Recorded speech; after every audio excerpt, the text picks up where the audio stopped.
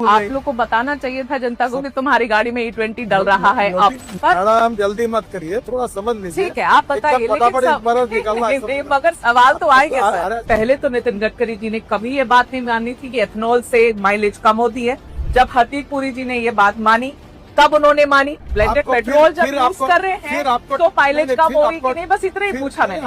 आप गलत बोलती हो, फिर समझो। देश की जनता अभी सीरियसली कंफ्यूज है कि नितिन गडकरी जी के पास पेट्रोलियम का पारभार है कि इनके पास ट्रांसपोर्ट का डिपार्टमेंट है। आप एथेनॉल के ब्रांड एम्बेसडर बन के बैठे हुए। सेंट्रल एक्साइज भी कम किया है एथेनॉल ब्लेंडेड पेट्रोल पर, इसके बावजूद भी पेट्रोल के दाम कम क्यों नहीं हुए? ये सब सवाल आप पेट्रोलियम मिनिस्टर को पूछो। ये बढ़िया है। अभी आप देखो, आप क्या करती है? हाँ। आप तबला डग्गा बजाती है। अरे क्या तबला बजाती हूँ? आप अभी मुझे पूछ रहे हैं कि तुम पेट्रोलियम मंत्री हो, क्या ये भी तुम बोलोगे? सर जो प्योर पेट्रोल है XP 170 रुपीज पर लीटर, 170 रुपए प्रति लीटर। सर कौन भराएगा गाड़ी में, बताओ? ये पेट्रोलियम विषय के जितने प्रश्न है ना, अब वो पेट्रोलियम मंत्री से ही बात करें। आपके बेटे की जो कंपनी है सियान एग्रो, उसकी नेट प्रॉफिट पिछले 5 सालों में 4500% ऊपर बढ़ गई है।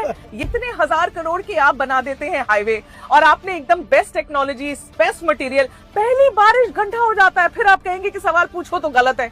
ऐसे कैसे? मैं एंटी नेशनल थोड़ी हो जाऊंगी सवाल पूछूंगी तो। मैं आपको दिल्ली देहरादून पूछूंगी सर, उस पे गड्ढे हुए थे सर। तो आप सबको पेड कैंपेन बोलेंगे, आप कहेंगे सब पेड कैंपेन है, सब ऐसे लोग हैं। ऐसे नहीं, जनता के भी सवाल है ना सर, कभी तो मान लेना चाहिए। अगर कोई बात झूठ बोलने से डिफेमेशन केस होती है। हाँ, आपने जो पढ़ा इसके ऊपर मैं आपके ऊपर डिफेमेशन केस भी कर सकता हूँ।